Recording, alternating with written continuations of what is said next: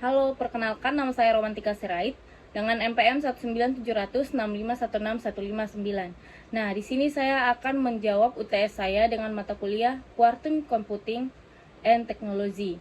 Nah, pada soal yang pertama yaitu apa yang Anda ketahui tentang komputer kuantum.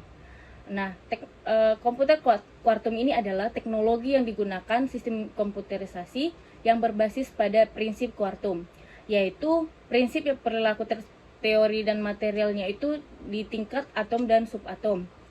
Nah, komputer ini menggunakan bit kuantum atau yang biasa juga digunakan kubik yang dapat menyandingkan informasi dengan nilai 0 dan 1 secara bersamaan.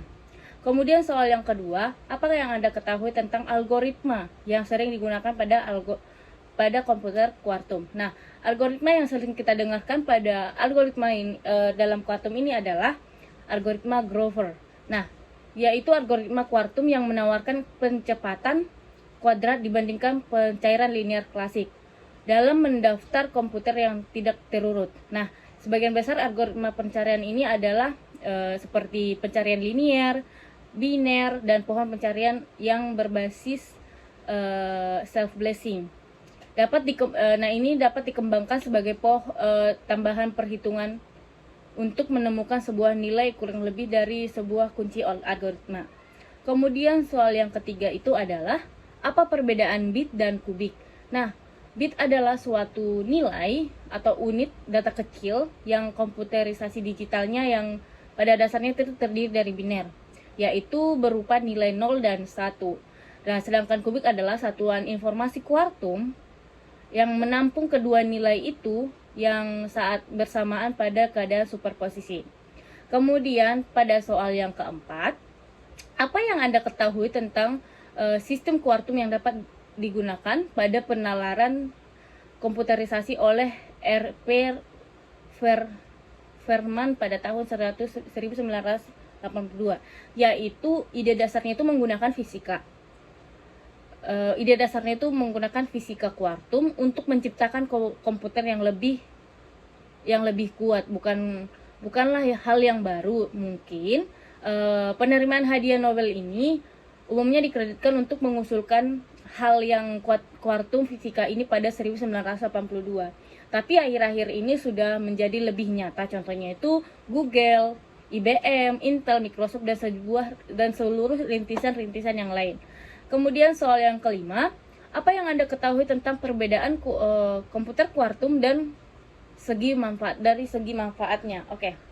Komputer kuantum itu adalah sejumlah partikel elemental seperti elektron, proton dapat digunakan dengan baik.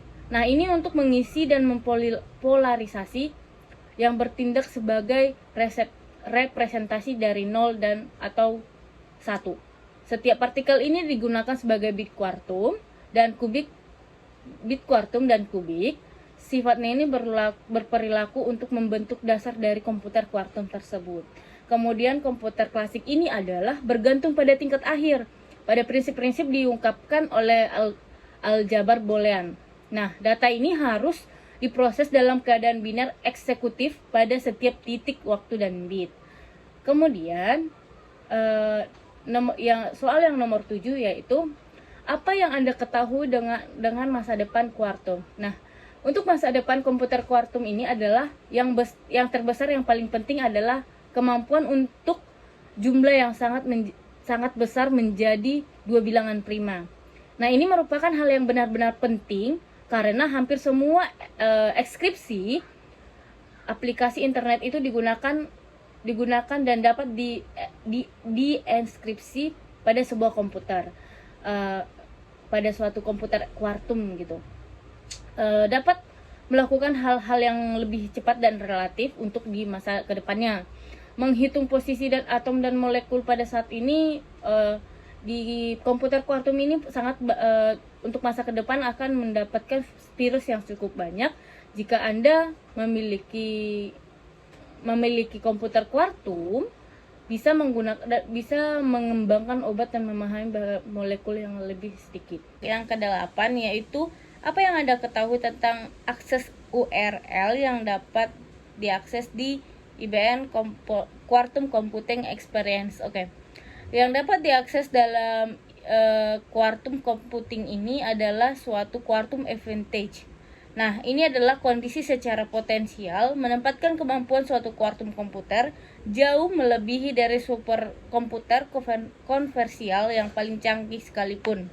Nah, contohnya itu IBM memprediksi bahwa titik awal menjadi quartum komputer atau quartum advantage akan terjadi pada tahun 2023 dengan rencana meluncurkan IBM quartum komputer berbasis 1121 kubik yaitu IBM 2020.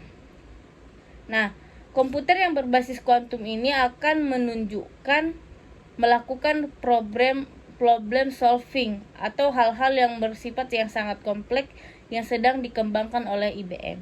Soal yang ke-9, apa yang Anda ketahui tentang potensi dan kekuatan komputer kuartum? Nah, yang pertama itu adalah komputer kuartum dengan 500 kubik menghasilkan 2 logika 500 keadaan superposisi. Kemudian setiap keadaan akan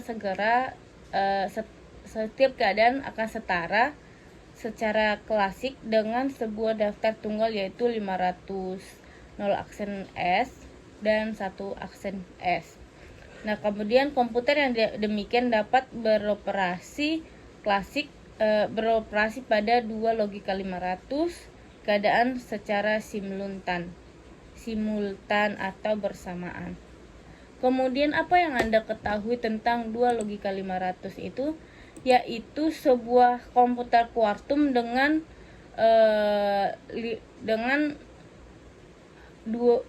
keadaan superposisi yang dapat beroperasi secara bersamaan.